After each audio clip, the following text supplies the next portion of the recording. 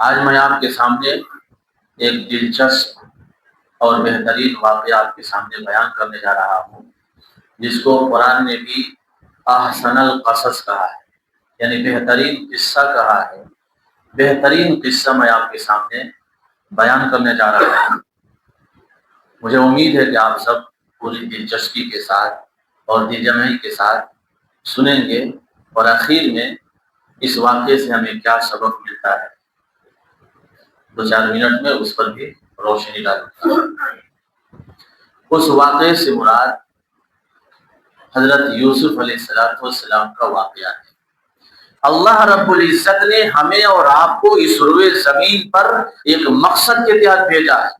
اس مقصد کے اندر انسان مشکل دور سے بھی گزر سکتا ہے اور خوشحال ترین دور سے بھی گزر سکتا ہے، لیکن تو صاحب ایمان کے ہر معاملے میں خیر ہی خیر ہے۔ اگر اسے کوئی مصیبت پیش آتی ہے اور وہ اس پر صبر کرتا ہے، یہ بھی اس کے لیے خیر ہے، اور اگر اسے خوشحالی آتی ہے، اس پر اللہ کا شکر ادا کرتا ہے، تو یہ بھی اس کے لیے خیر ہی خیر ہے۔ گویا کہ صاحب ایمان کے دونوں معاملے میں خیر ہی خیر ہے۔ کب؟ جب مصیبت میں انسان صبر کرے اور خوشحالی میں انسان اللہ کا شکر ادا کرے۔ میرے بھائیوں، بزرگوں اور دوستو، اس دنیا کے اندر ہم آئے ہیں، اللہ رب العزت مختلف طریقے سے ہماری آزمائش کرے گا، اور یاد رکھیے جو انسان اللہ کے نزدیک جتنا محبوب ہوتا ہے اس کی آزمائش بھی اتنی ہی کڑی ہوتی ہے۔ اس روئے زمین پر اللہ کے نزدیک جو سب سے زیادہ محبوب اور برگزیدہ جو انسان ہے وہ اللہ کے پیغمبر ہیں، اللہ کے میسنجر ہیں، جو اللہ کے بندوں کو اللہ کی طرف بلانے کے لیے بھیجے گئے تھے۔ آپ جتنے بھی انبیاء کرام کی تاریخ کو پڑھیں گے اور ان کی زندگی کا مطالعہ کریں گے تو معلوم ہوگا کہ تمام نبیوں کی زندگی امتحان اور آزمائش سے گزری ہوئی۔ ہمارے نبی سرکار دو عالم تاجدار مدینہ احمد مجتبی محمد مصطفیٰ صلی اللہ علیہ وسلم کی زندگی بھی امتحان اور آزمائش سے گری ہوئی ہے۔ پوری زندگی آپ کی امتحان سے بھری پڑی ہوئی ہے۔ یوسف علیہ السلام پر پوتے ابراہیم علیہ السلام کے، حضرت ابراہیم علیہ السلام کا تذکرہ اللہ رب العزت نے قرآن پاک کے اندر مختلف مقامات پر کیا ہے، اور آپ کے مقام اور آپ کی عظمت کا اندازہ اس بات سے لگا سکتے ہیں کہ اللہ تعالیٰ نے سورہ ابراہیم کے نام سے ایک مکمل سورہ نازل فرمائی ہے۔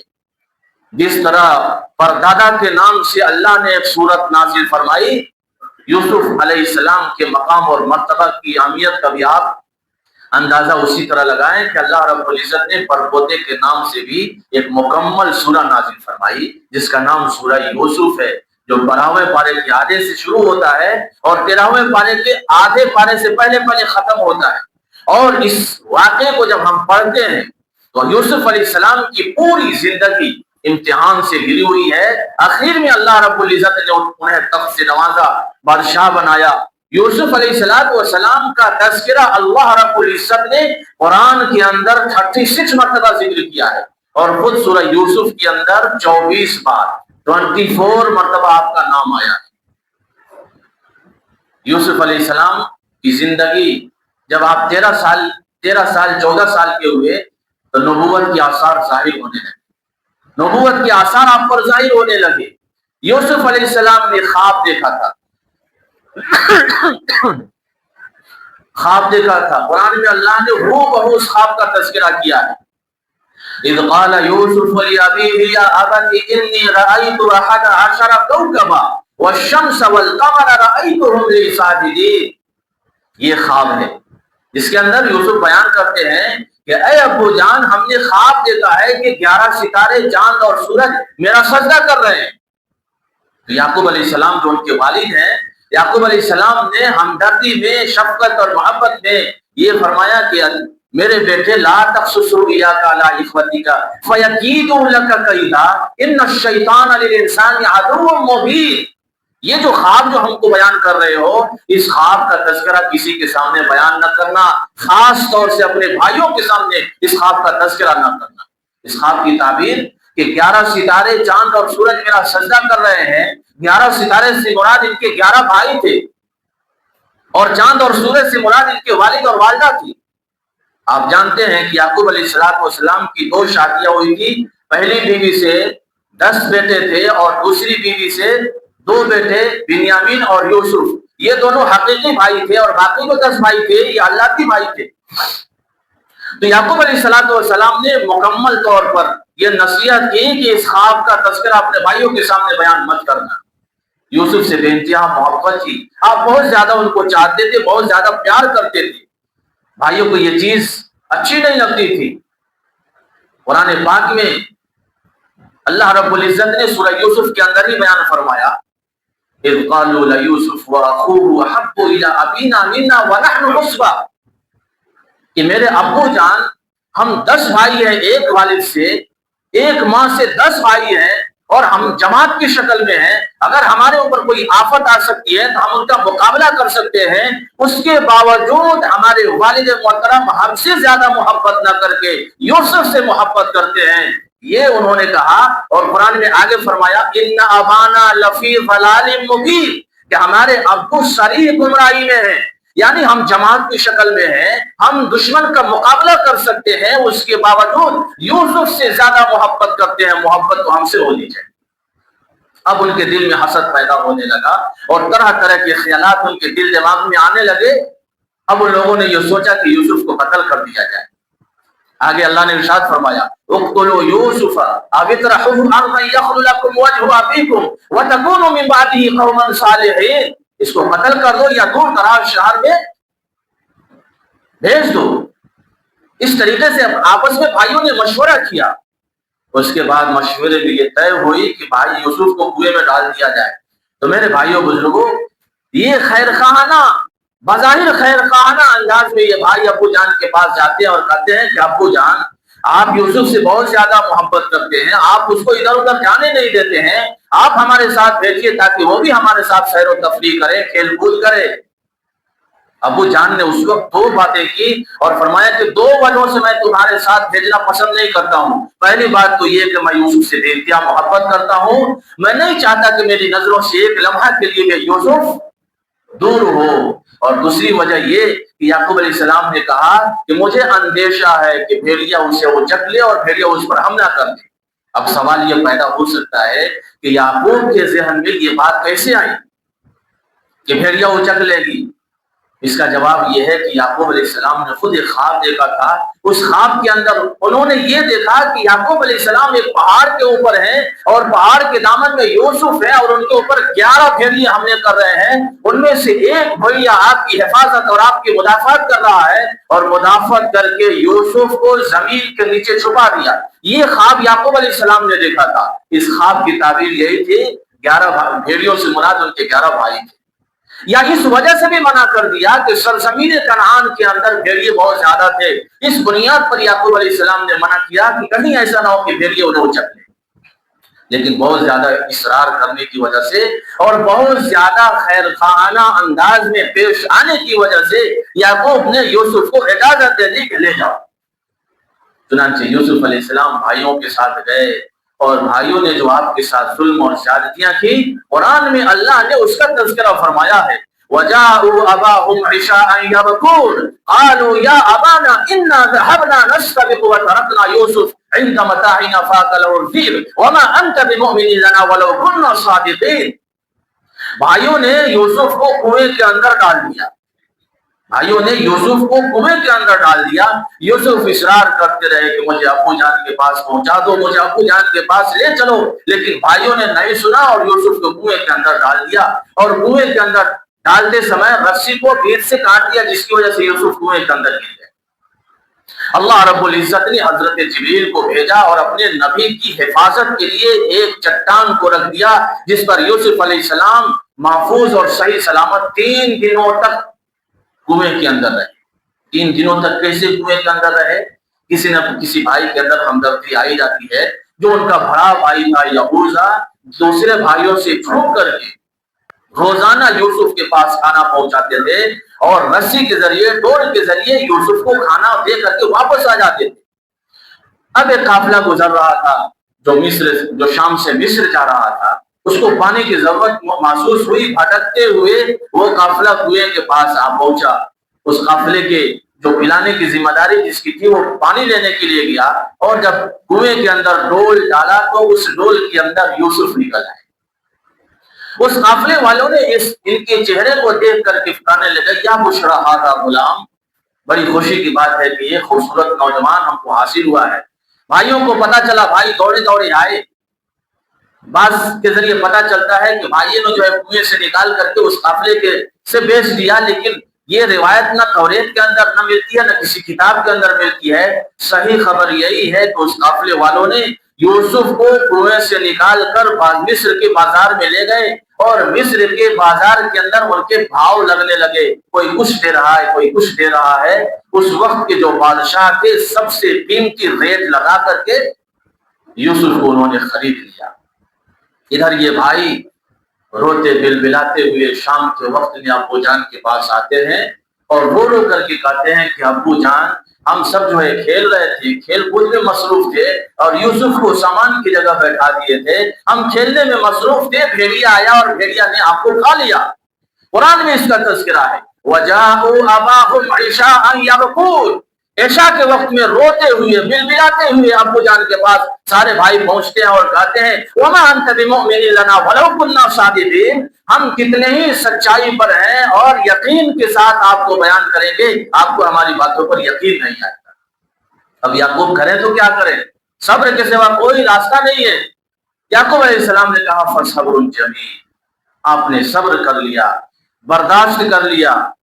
اب آگے اور سنیے، جب مصر کے بادشاہ نے یوسف کو خرید لیا اور اپنے گھر میں رکھا تو یوسف علیہ السلام بڑے خوبصورت تھے، بڑے حسین تھے۔ اب یوسف کی جو بادشاہ کی جو بیوی تھی زلیخا، وہ اس پر جو ہے فدا ہو گئی، فریفتہ ہو گئی۔ قرآن میں اللہ نے ارشاد فرمایا، وراودته التي هو في بيتها عن نفسه، زلیخا نے ان کو برائی کی طرف مائل کیا اور برائی کرنے پر مجبور کیا۔ یوسف علیہ السلام نے کہا، قال انی معاذ اللہ، میں اللہ سے پناہ چاہتا ہوں، میں اللہ کا نبی ہوں، میں اللہ کا برگزیدہ پیغمبر ہوں، یہ ہم سے نہیں ہو سکتا ہے۔ زلیخا نے بڑا اصرار کیا، اس کی طرف مائل نہیں ہوئے، تو زلیخا نے، آپ جانتے ہیں کہ بادشاہ کا محل کتنا شاندار ہوتا ہے اور کتنا عمدہ ہوتا ہے۔ اس وقت کے جو بادشاہ تھے بڑا حویلی تھا، اور نہ جانے کیسی کیسی چیزیں اس کے اندر موجود ہوں گی۔ تو زلیخا نے ان کو مجبور کیا۔ یوسف علیہ السلام اللہ کی ذات پر توکل کرتے ہوئے، ساتوں دروازے کے اندر یہ ساری چیزیں ہو رہی تھی، ساتوں دروازوں کو سے بھاگتے ہوئے نکلتے ہیں، ساتوں دروازہ کھل جاتا ہے، اور باہر میں جب پہنچتے ہیں تو دروازے پر بادشاہ وقت اور ان کا چچا زاد بھائی موجود ہے۔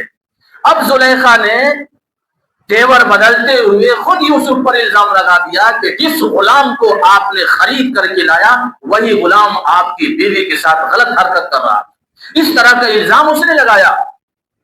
تو جو چچا زاد بھائی تھے وہ بڑا سمجھدار ہوشیار تھے، انہوں نے کہا ایک راستہ بتایا، دیکھا جائے کہ یوسف کا کرتا آگے سے پھٹا ہے یا پیچھے سے پھٹا ہے۔ اگر آگے سے پھٹا ہے تو یوسف جو ہے جھوٹے ہے، پیچھے سے پھٹا ہوا ہے تو یہ زلیخا مجرم ہے اور زلیخا جھوٹ بول رہی ہے۔ ہوا یوں کہ جرم ثابت ہو گیا، جس کا جرم تھا بادشاہ بھی سمجھ گئے کہ یہ غلطی ہماری بیوی کی ہے، اس نوجوان کی کوئی غلطی نہیں ہے۔ لیکن بات چھپتی نہیں، دھیرے دھیرے جو ہے شہروں کے اندر، آبادیوں کے اندر یہ بات بڑی تیزی سے گردش کرنے لگی۔ تو اب اس سے بچانے کے لیے اور یوسف علیہ السلام کو گناہگار بنانے کے لیے بادشاہ وقت نے ان کو جیل میں ڈال دیا، جیل کے اندر پڑے رہے۔ ایک ایسا وقت بھی آیا کہ آپ وزیر خزانہ بھی بنے، وزیر خزانہ کے ساتھ ساتھ مصر کے بادشاہ بھی بنے۔